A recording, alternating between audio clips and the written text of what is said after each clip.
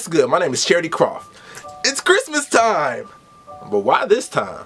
I mean, I'm sure you already know December 25th has nothing to do with Jesus' birthday. According to the Bible, he was born sometime between spring and early October, but it was absolutely not December 25th. So then what is the reason for the season? Well, I'm glad you asked. It's most likely because in the year 336, the Roman Emperor Constantine was trying to do away with paganism and really make Christianity a thing. Well, at that time, the biggest ancient festival was something called Saturnalia. This was a festival celebrating the god Saturn that lasted a little over a week starting on December 17th. The ancient Romans chose this time to celebrate Saturn because it was during winter solstice, which is when the sun is in a very specific position in the sky.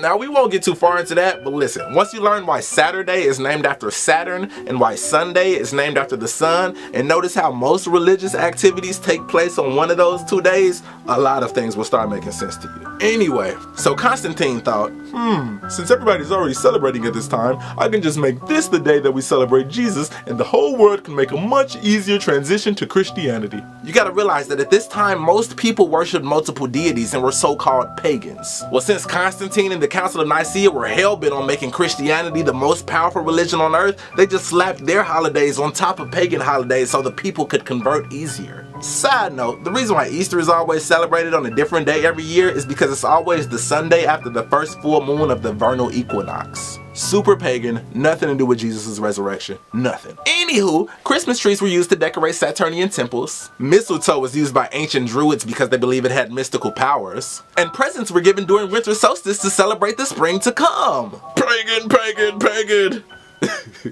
And you ain't even know it. So pagan, in fact, that Christmas was outlawed in the New World when the Puritans first got here because they knew how pagan it was. It didn't become okay till the 1680s when they realized that gift giving could be profitable. Speaking of pagan, what does that word even mean? Like, why do we act like pagan means devil worshiper? The actual definition of pagan is any person holding religious beliefs other than the main world religions. So in other words, anybody who is not Christian or Muslim. Words like that is how Christianity was able to take over the entire planet by creating a bad word for people who didn't convert.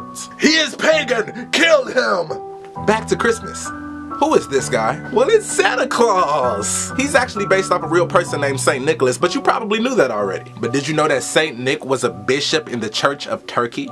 He anonymously gave 3 bags of gold to a poor family, and after that everybody just made up this legend about anonymous gifts coming from a guy named Saint Nicholas, and Santa Claus was born. And now he lives in the North Pole even though he's from the Middle East. So that means that originally Santa Claus's gift giving was a noble act of helping the poor. But in the 1800s, companies found that it was far more profitable to make it about little kids, because of course people buy gifts for kids before they buy them for poor people, and so companies like Macy's started using Santa's name to make Christmas into a corporate capitalist fiasco. But here is the biggest point of this video. In America alone, we spend more than $465 billion on Christmas presents every year. Those are gifts for one day, $465 billion. Well, check this out. According to Charity Water, you can buy a well for $5,000 that will provide water for 250 people for 20 years. And according to Feed the Children, you can buy a meal for 300 people for $120. So if you do the math,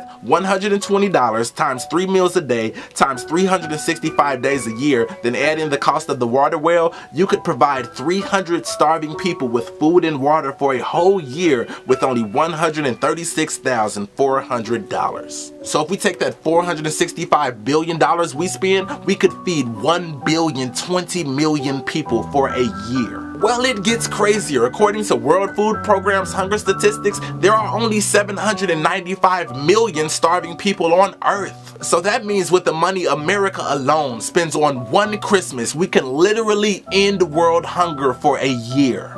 Now let's take that one step further.